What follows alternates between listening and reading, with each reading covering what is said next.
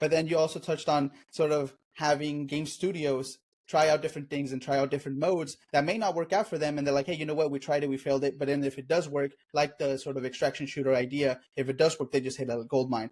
Will Shrapnel later on come out with different modes? Will there be a Shrapnel BR if you guys are going to try that different thing? Or are you guys going to let the sort of community and the creators go ahead and do that for you guys? Or is it going to be sort of like a balance of both, where you guys work together with the creators to create other game modes for the game?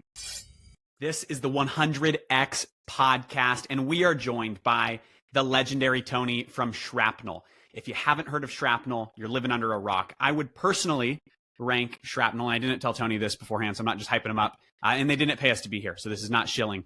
I would personally put Shrapnel in like my most 3 anticipated blockchain or Web3 or crypto games.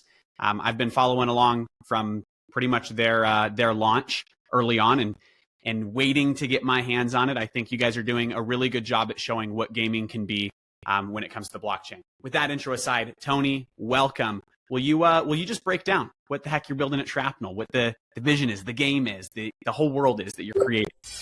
Before we dig into everything this episode has to offer, we want to highlight the awesome partners who sponsor this podcast and make it possible for us to work full-time on 100X. They're legends, and we appreciate them for supporting us. Imagine a game where the cards you play and the units you command are ones you've created. This is the future with Void 2122, the new sci-fi strategy trading card game where you're not just a player, you can be a creator too. We've played it, and it's actually fun. And let's be honest, that itself should be required in Web3 gaming. Play it now at void2122.com. Card packs are minting right now. Follow the link in the description to learn more. Astrobit makes automated trading easier than ever. Connect to one of the integrated DEXs or centralized exchanges and start trading in minutes. Bring your own strategy in any language from anywhere. We also have you covered if you don't have a strategy. Browse our exclusive marketplace and find a strategy that fits your needs. Looking for a Bitcoin scalper, an ETH swing trader? Want to trade Doge automatically? Select one of the strategies built by experts and get started today. Life is hard. Crypto doesn't have to be. Set it, forget it, Astrobit. Use code 100X for 20% off your first month. Awesome. Yeah. Well, hey, thanks for having us. We really appreciate you guys reaching out and having us on the show. So Shrapnel is a first-person extraction shooter. And what that means is it's similar to games like Escape from Tarkov or modes in Call of Duty like they call it the DMZ, I think. Yeah. DMZ. A lot of DMZ players out there. And so basically what that means is like your player as a player, you have a consistent inventory that lives outside of the game, and you choose what items you want to bring into the game every match. And if you die, those items can be looted from you. And if you kill someone, then they can loot you, or then you can loot them. And as the match progresses, better loot spawns across the map. And then at each point, at 3 different points during the match, you can choose to escape or extract with whatever you manage to scavenge or kill or loot from other people. And so the idea is that the tension builds from the beginning to the end, because players like myself, who are not very good at first-person shooters, will likely come in, scavenge around, try to get some stuff, maybe loot some other people's bodies, and then get out in the first or second extraction. And then the people that are more talented, like one of our advisors, Myth, or any of these FPS. My wife, yeah, we're the jerk kill hunters in D&D. Yeah. You and your wife, you'll be making it all the way to the end and fighting each other for who gets to extract last to get out, but you'll have all the best shit.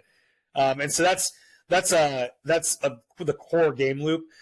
Beyond that, and really leaning into the Web3 aspects of the game, everyone at the studio really deeply believes in the creator economy. And so what that means, what that word salad means, is that the people at the studio that started the studio and are making the game, they all, and I believe, that there are millions and millions of players every year that are aging out of Roblox and Minecraft, right? They're not aging out of wanting to create their own experiences or play other experiences that people have created, but they're just aging out of that specific format. I think Fortnite has done a great job of trying to cater to this audience now with their creator program. They had to restructure a huge part of their business to do it, and we're leading into that as well. And so what that means is almost anything in the game is moddable. Everything from the items and the skins to the maps, to the set pieces within the maps, so like the individual buildings or the roads or the doors even, right? And all of that can be minted on the blockchain and then licensed to other people or sold to other people, depending on how the creator wants to run their business. And so, for example, Matthew, if you make the best buildings in Shrapnel, meaning like you have the best choke points and they create the most tension and people just love watching people fight around these buildings, and every map maker wants to use your building, then you can say anything from you can use it for free, you can pay me $1 to use it on your map once, you can pay me $1 million to use it on your map once, you can give me a rev share of what your map generates for the ecosystem and I'll get paid out that way. But the idea is that we want to financially reward and incentivize, not just reward, but it really incentivize these creators to keep their content in our ecosystem, right? I mean, if you think about Dota and League of Legends, those are just bazillions of dollars that that Activision Blizzard lost out on because they weren't able to keep those modes within their ecosystem, right? And we don't want to do that. So that's a real big part of what we're doing. And I believe that as we move further and further into this creator economy, like AI's burgeoning, autonomous vehicles are burgeoning, right? Like we don't need farmers, we don't need truck drivers anymore, right? Like the human race has evolved beyond that. And I believe really strongly that we're going to need to figure out a way to make the creator economy spin. And a big part of that is going to be these companies like us that are making a ton of money from the consumer market, finding ways to return that value to the people that are playing the game, right? Like that, and not just by playing the game, we mean like creating the game. And playing the game might be getting on the sticks and Matthew killing me, but we expect for a big portion of our audience to actually play Shrapnel the marketplace, where they're just like buying and selling in-game assets with each other, and then a whole nother subset of our audience to be playing Shrapnel the Canva tool, right, where they're designing insignias and skins, and not even really playing the game, and then again a whole nother customer set that's going to be like Shrapnel the AutoCAD tool, and they're like making structures and buildings and maps, and all of those player types, all of those customer types have a home within Shrapnel. And I think, if you read our white paper, we found a way to really reward everyone participating in each one of those touch points. Yeah, I think that's dope. I think that's really cool that you guys, and that's why I said right at the beginning that, I mean, the first perception is obviously going to be, hey, this is a shooter, right? It's a game, but it kind of is a world. You're creating a lot more than just a game. And you mentioned Fortnite. I have wasted way too many hours in Fortnite, especially during COVID. That was like the game to play with the boys. And so we played a ton of Fortnite, and I think that's a fine line that they're walking. And so that just made me think of another question for you. There is like, I don't know how I put this. I think obviously the future of gaming is in this creator economy, right? I think we're moving in that direction. I would double down on that. I would agree with that. But I think you have to be really careful to not sacrifice the quality of the game by focusing purely on the creator economy. I would say, like, using Fortnite as an example, I have seen limitless amounts of people complain about, like, dude, like, you don't even highlight the game anymore. Like, it takes me 20 minutes to find the battle royale, and I've got to sort through people's like Roblox creations. How do you balance, I don't know, like, how do you balance a creator economy and incentivizing people to build cool things while also not detracting from getting them to play the cool game? And so that goes back to what I kind of alluded to, where Epic has had to kind of change their business model around their products, and we're building it from the ground up. And by the way, I think Tim Sweeney's a genius. I was at Amazon. I started a program called Twitch Prime at Amazon, and we did a deal with Fortnite, and that deal inflected the business for us. We added millions and millions of users to Prime as a function of it. I have more respect for the Fortnite team than probably any human on the planet. They made my career, literally. And so I say this with all the love in the world, that like they're right now what they're suffering from is what you're describing is they have a success on their hands. They have a huge audience that wants a specific thing, and they've identified that huge audience will also like a big portion of them will like this other thing as well. Yep. But putting those two things together is really hard. Like when I was at EA, and like we talked endlessly about how to stack rank seasons versus Ultimate Team mode, right? Because we had a whole cadre of customers, like 30-40% of customers that would never touch Ultimate Team. All they would do was play season mode, and we desperately wanted them to get over an Ultimate Team because as a business we make more money there, right? But to your point, like, it's like it was, like 3.5 million units out of the 7 or 12 million units that were sold every year were going to people who were never going to touch Ultimate Team. So we couldn't just say those people, right? Like we have to build a game for them. And so, what I learned, or what I have learned, and what I think we're going to try to apply here is that data is king. Like players will tell you what they want to do. And so we're gonna not only lean into that, we're going to amplify that. And what I mean by that is Our curation machine will work off of demand weight, which means like what people are doing. Are they playing the maps? Are they playing matches all the way through? Are they coming back day after day? If they play a map, they never come back. Like all of those things will play into the algorithm that helps sort what gets displayed to the customer. And more importantly, in my opinion, the holders of our token, Shrap token, will be able to use that token to promote specific content that they believe in, and will be rewarded for doing so with more Shrap. So let's say Cesar makes a level or makes a map in Shrapnel. He's got a community, and he goes to the community and says, "Guys, I made a bomb level for our community. I want everyone to go vote on it so it rises to the top, and everyone gets to play in Cesar's world, right?"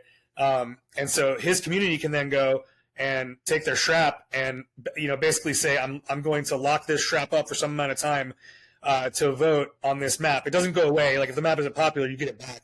But if the map is very popular and meets value thresholds and gets ranked in one of the top 36 maps and so forth and so on, then the people who voted will actually get rewarded with Shrap as well, right? And this is all in our white paper, our econ paper. And so what we're doing there is, again, for people like me who I am never ever going to make it to the last extraction ever. I will never do that. That is just not the type of player that I am. But I genuinely am enjoying the game. I like running around. I like finding shit. I do like getting in fights every now and then and scavenging shit and running away. And so there is likely going to be a mode for me out there, right? And it might just be like someone makes a map and says like only people who suck at the game can play this map, like based on your match history and stuff, right? And like that'll be my map. And I think that like patterns like that will emerge, right? And in StarCraft and Warcraft, what we saw was the emergence of custom maps, custom scenarios, where people were making like RPGs and shit in Warcraft and StarCraft. I think modes like that will emerge. You're never going to see a kart racer. Like we don't have cars in our game, so you're not going to see shit like that.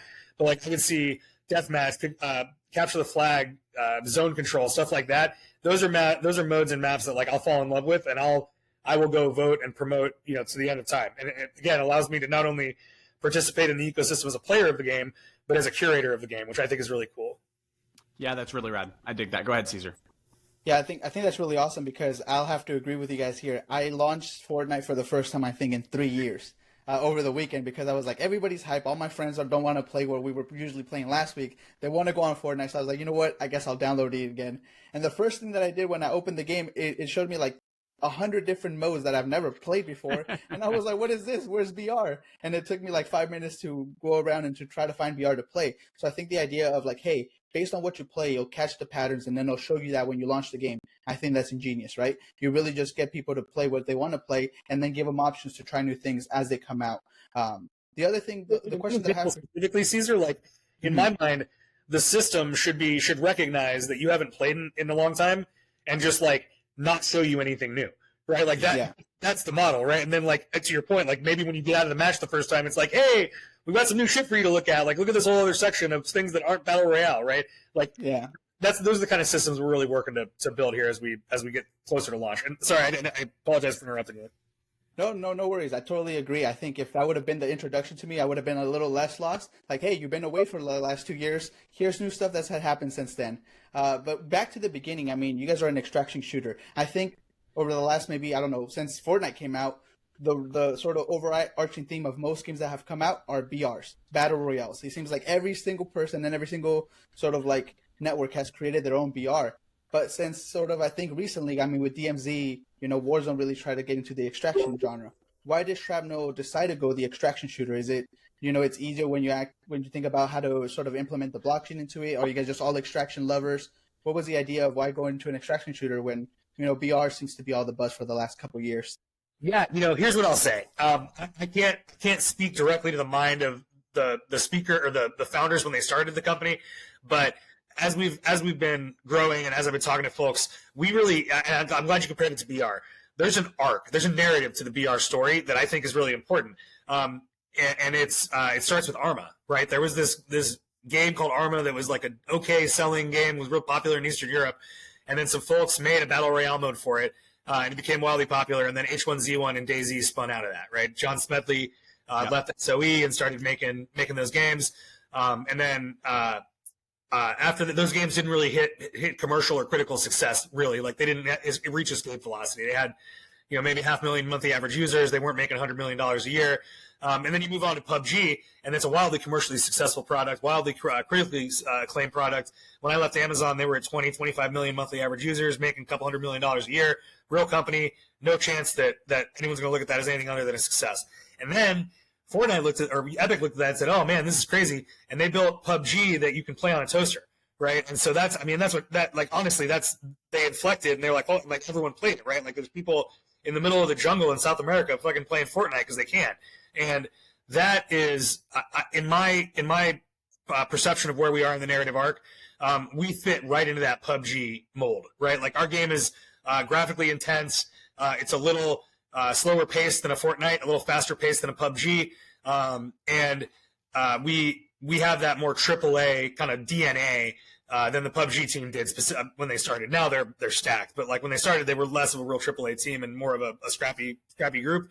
And we have 70 full-time employees, 200 people working on the game globally, and of the 70 full-time employees, there's probably like 10 of us that haven't worked in the video game industry for 10 plus years, right? And they're all across games that everyone knows, right? Like Mark Long, our CEO, he created Blacklight Retribution. Our creative director, head of game, Clint Bundrick, he was the creative director for BioShock Infinite.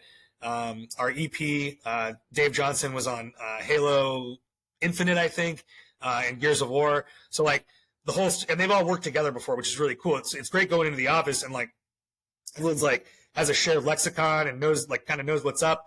Anyway, I think why extraction shooters? I think that extraction shooters are kind of poised to be that next battle royale from an adoption standpoint. I think that there are going to be tens of millions, if not hundreds of millions, of monthly active users engaged in extraction shooters within the next 2 years, and I think we're poised to be one of those. Do you feel like, and I would agree with that. I mean, I think Ubisoft is trying their hand at it. Far Cry is bringing their extraction shooter out next year. I know The Division is going to have an extraction shooter coming up. And those are genres that, or maybe not genres, game worlds that I was pretty into.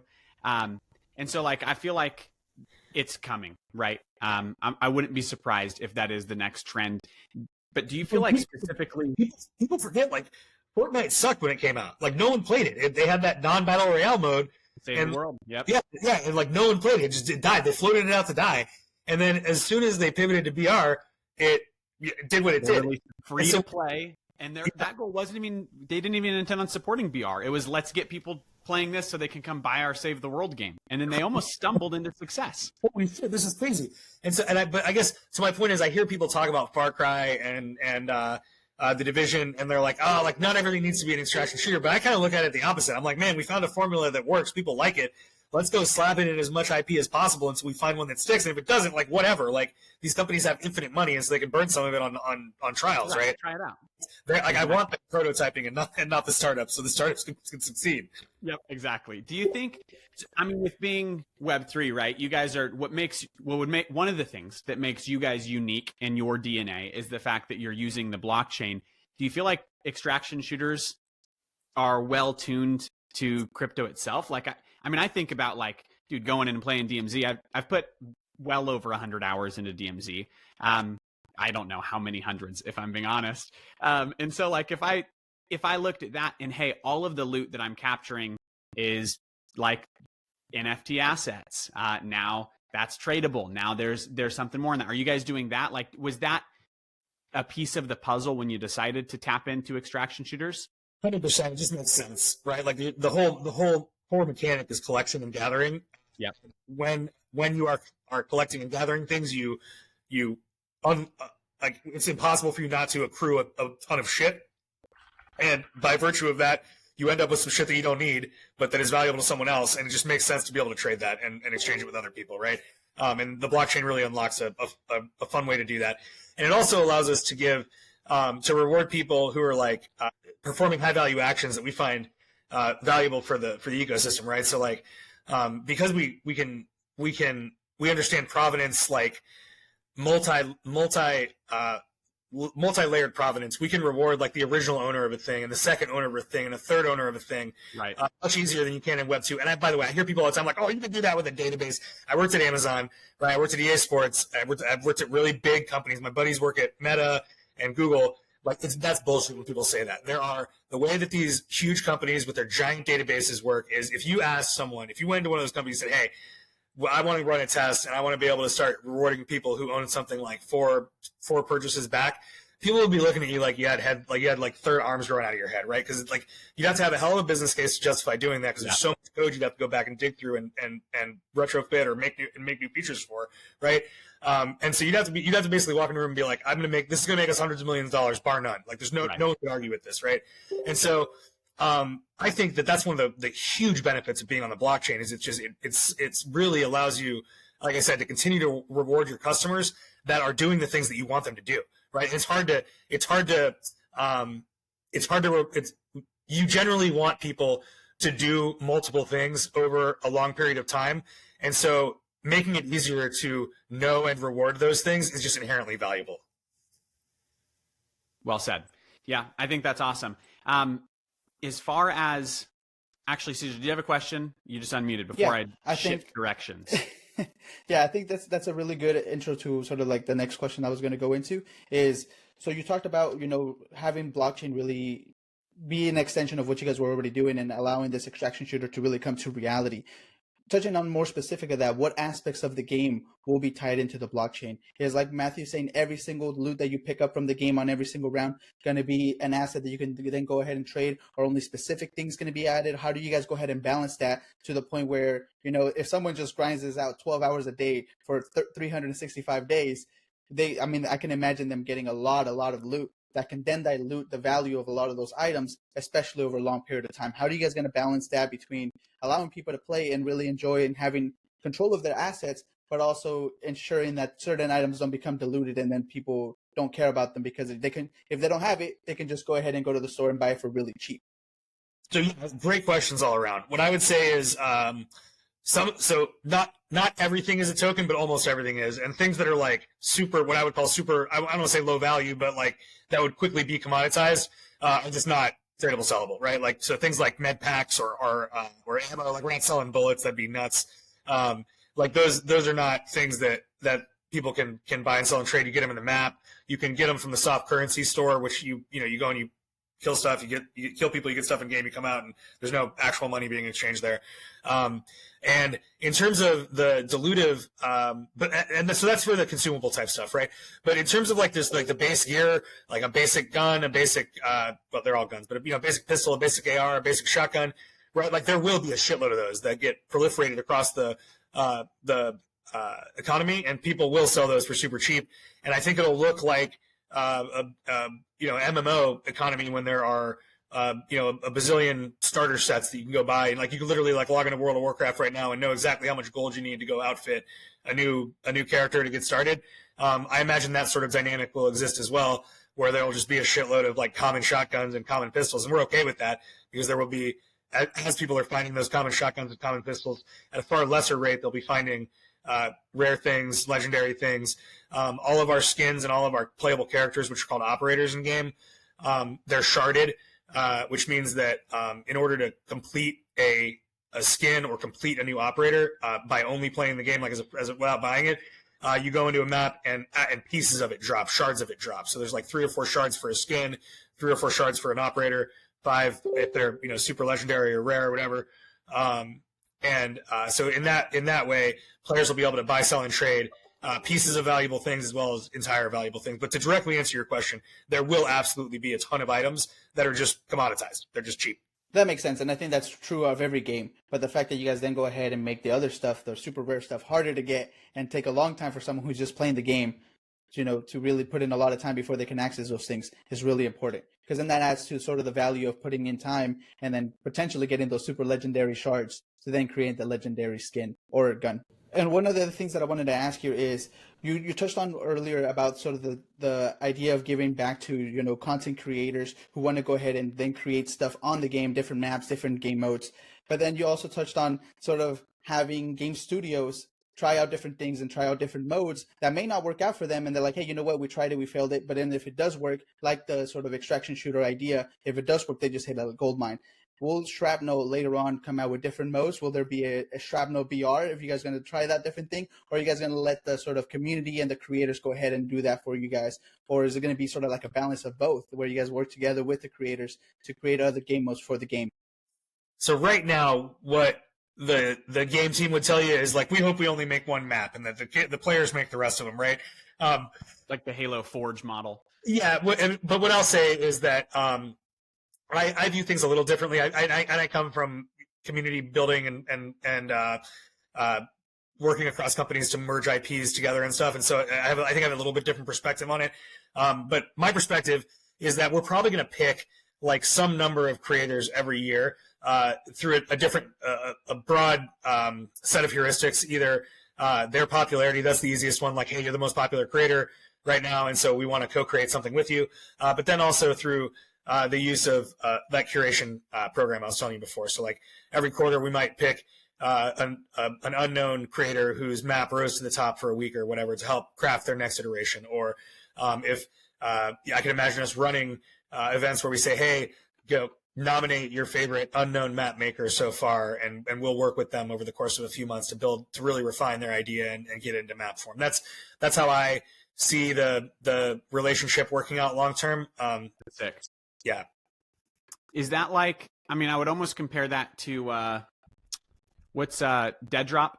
I know they just did the last 2 weeks. They just announced they're releasing some new game modes that were like in creation. I saw if you know who like American Dad, I know he's a fairly popular streamer. Love American Dad. Yep, he's hilarious. He just followed me on Twitter the other day, and I was like, no way, I'm in. I made it. Yeah. Yeah, he's funny. He's really funny. But he is like their champion of their team deathmatch mode that they're releasing. Are you going to tap into like creators in that sense of like traditional creators? Or when you say creator, do you mean like the actual person designing the map itself, or both? Both. Yeah, both. 100%. Like, yeah, 100%. We have Myth as one of our advisors, and he comes into the office and we talk pretty frequently about tuning the game and how it's working, and things like gunplay and all. He's a really good relationship with our head of game, that guy Clint that was working on BioShock Infinite. And so I imagine that he's actually in one of our short films too. I imagine that at one point we'll call him up and be like, hey, you want to make a game? And start working together on what that looks like. Nice. Yeah, that's exciting. I think that's fun, and that's a good way to bring in like and that's one of my other questions. I think that's a good way to just bring in more eyes. I think anytime a game launches, that's going to be piece number one is you can build the coolest game ever, but if you don't get people to play it, who cares, right? And then I think you have a dynamic going, to say it nicely, like with Web3, there's just a lot of gamers who hate crypto. And I think the key to that really is like they were screwed over by something that promised to be a game a couple of years ago, right? Whichever one it was. How do you guys plan on getting people to love the game, right? I think once they play it, they can love it. But how do you get them to play the game? And do you feel like having like the Web3 stigma is counteracting that at all?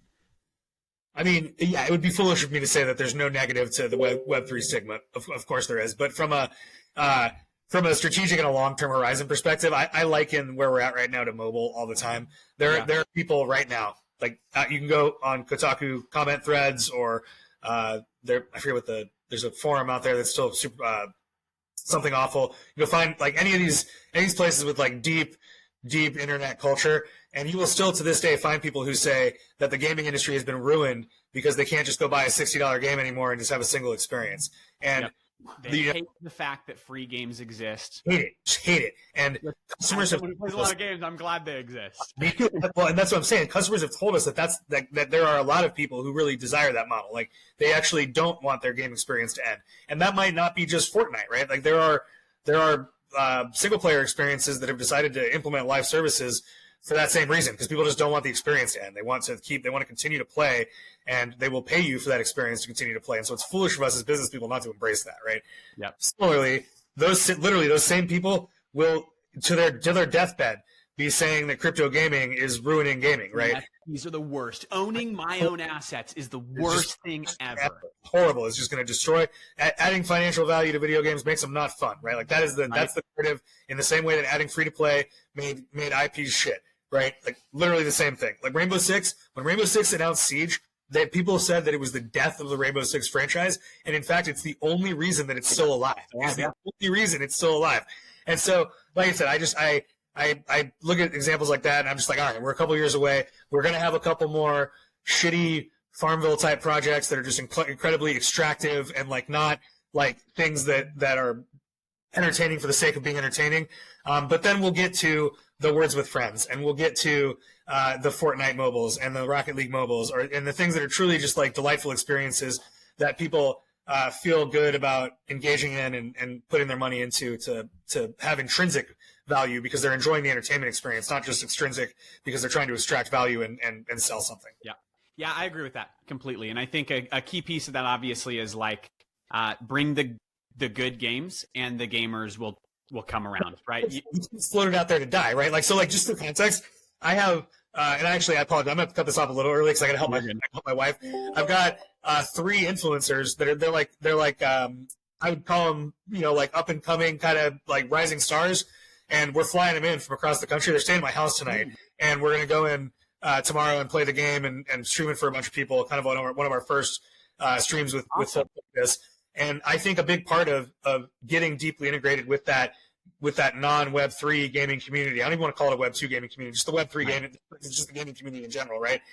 Is to have those authentic experiences, right? Like at Twitch, when I don't know if I mentioned this, I was on the team that bought Twitch at Amazon, but at Twitch, when we were standing stuff up, the micro events that we would throw, they called them Twitch meetups around the world, they were wildly critical to the success of that business.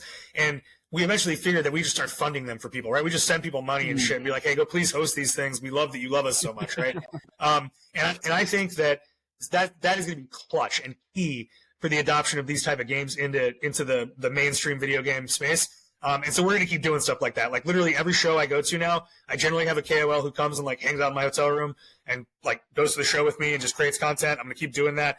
We are talking about getting like an Airbnb for every one of these events and having some of these KOLs that we're friendly with just like bring their boys and hang out and be like, hey, if you want to go to GDC this year, like you got a free place to stay. We'll give you all the food that you want to eat. You can do whatever you want, but like just come hang out.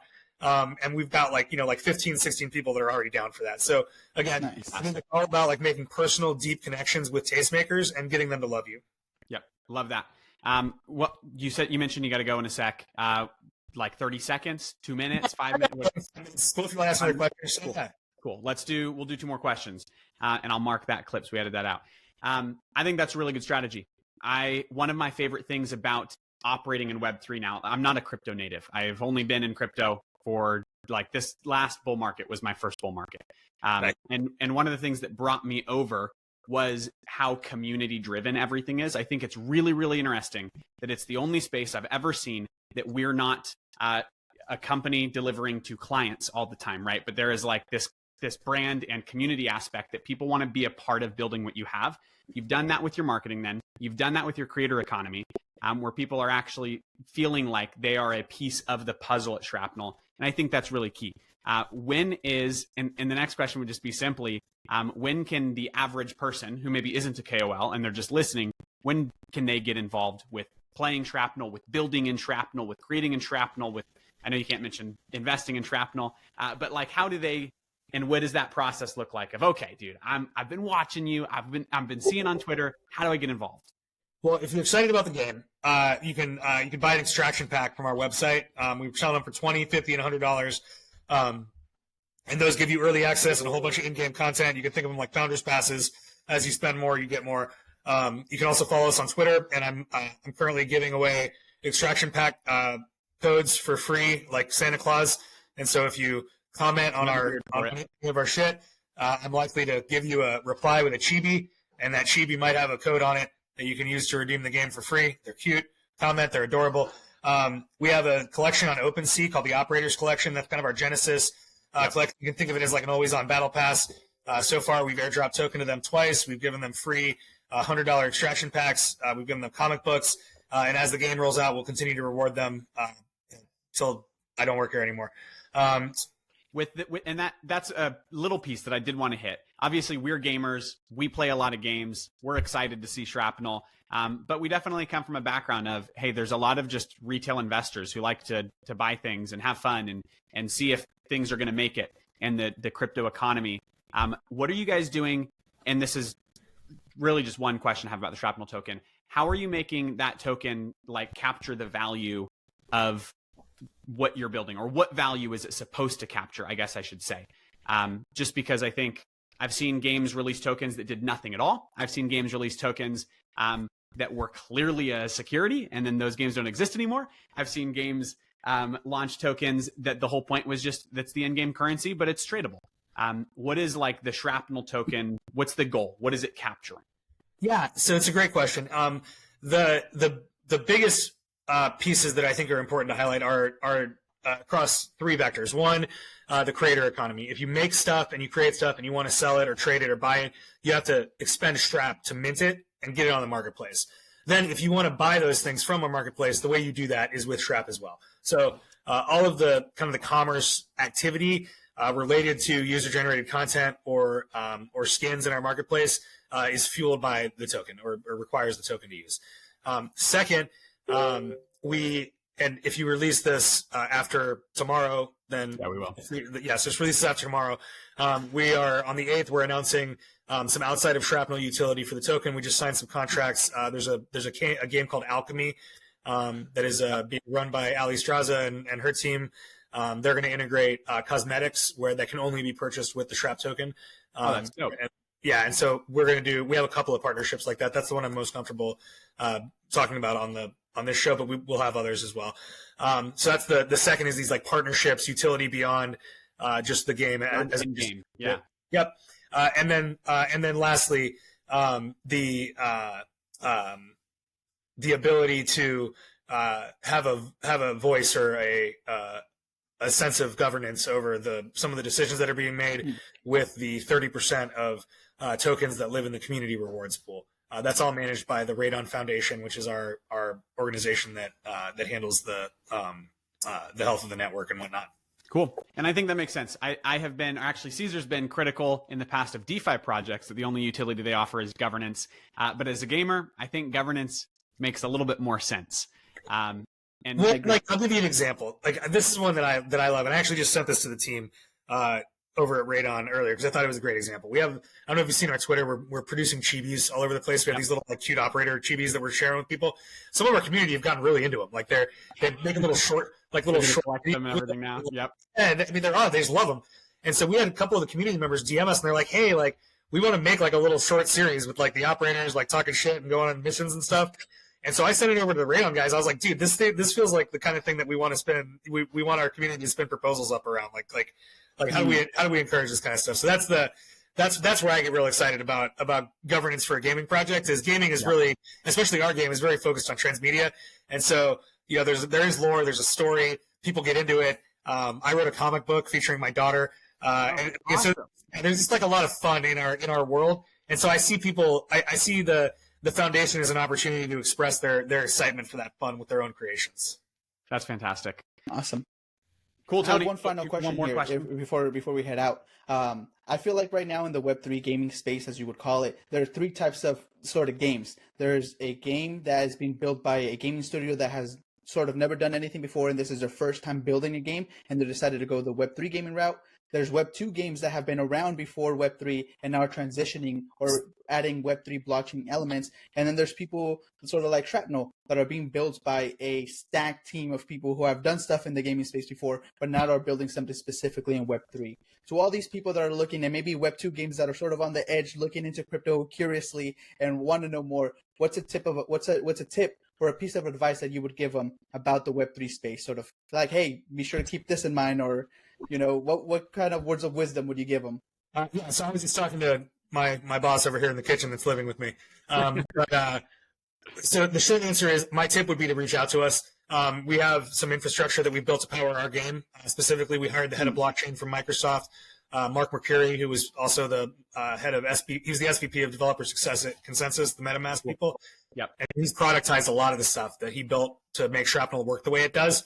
And we're always happy to talk to people about how they might use our infrastructure. Awesome. Fantastic. Well said. Team up with Shrapnel. You guys are clearly on the partnership train, and I dig it. I think what you're building is really cool. I'm excited to play. I'm excited to try it out. I'm excited to run some rounds with my wife and take out Caesar. We appreciate it, Tony. Thank you so much for joining us. Where should people go if they want to get involved with Shrapnel? What's the best place? Is that Twitter? Is that just playing Go games? on Twitter at Play Shrapnel. That's the best. That's the best place to go. Yeah. Awesome. Appreciate it. If you're listening, go follow them on Twitter. Get connected with them. Follow Tony and respond to some of these chibis and have a blast. Thank you, man. I know you guys are in a hectic season. It's really fun watching people who actually are capable of making good games step into this space. I think any of us who have been here for a long time have been waiting for this moment. People that care about gaming, that understand gaming, to actually produce games, and not someone who's just trying to take advantage of the space. So I'm very, very excited with what you guys are doing. You could say that some people wait a lifetime for a moment like this. Yes, they do. See you guys later.